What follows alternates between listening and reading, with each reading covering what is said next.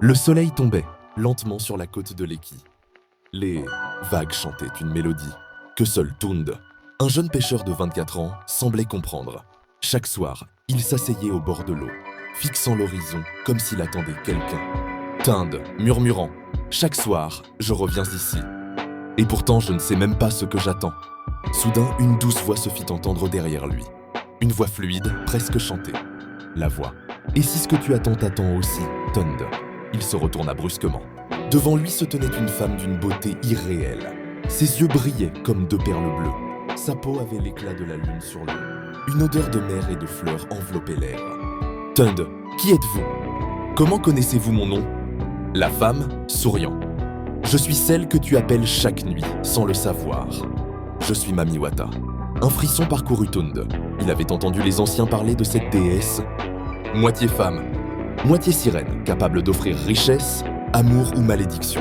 Tund tomba à genoux, terrifié. « Tund, je ne voulais pas vous offenser. Je ne suis qu'un pauvre pêcheur. » Mamiwata, doucement. « Je ne veux pas ton or, Tund. Je veux ton cœur. » Il la regarda, incapable de croire ce qu'il entendait. « Tund, mon cœur ? Pourquoi moi ? Je ne suis personne. » Mamiwata, « Parce que tu m'as vu. Pas avec tes yeux, mais avec ton âme. » Elle tendit sa main. Quand il la prit, une chaleur étrange l'envahit. La mer s'illumina d'un éclat turquoise, et les vagues s'aplatirent, comme pour écouter. Mamiwata, chuchotant, « Promets-moi une chose. Ne parle de nous à personne. Si un jour tu romps cette promesse, l'amour deviendra douleur. Tund, je te le jure par les eaux et le ciel. » Les semaines passèrent. Chaque nuit, Tund retrouvait Mamiwata au bord de la mer. Elle lui apprenait des chants anciens, des secrets des eaux. En retour, il lui racontait ses rêves d'homme simple. « Tund, je veux juste un bateau solide et un peu de paix. » Mamiwata, riant. « Tu veux peu, et c'est pour cela que tu mérites tout. » Un soir, elle lui offrit un coquillage d'argent. Mamiwata, « Tant que tu le garderas, les vagues t'obéiront.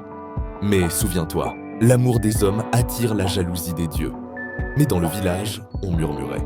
Les autres pêcheurs remarquaient que Tund revenait chaque jour avec plus de poissons que tous les autres.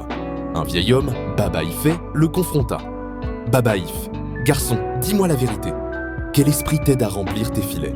Tund hésita. Il pensa à Mamiwata, à sa promesse. Mais la peur et la fierté eurent raison de lui. « Tund, c'est Mamiwata. Elle vient à moi chaque nuit. » Le silence tomba. Les yeux du vieillard s'agrandirent. « Babaïf, tu as commis la plus grande faute, Tund.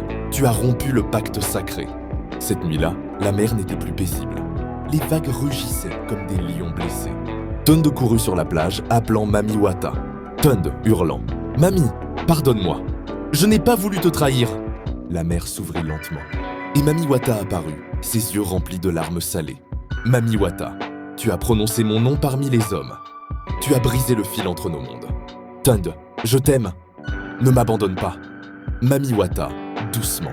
« Et moi aussi, je t'aime. Mais l'amour d'un homme et d'une déesse ne peut survivre à la parole des mortels. » Elle toucha son front d'un doigt lumineux. Une vague immense s'éleva et l'enveloppa.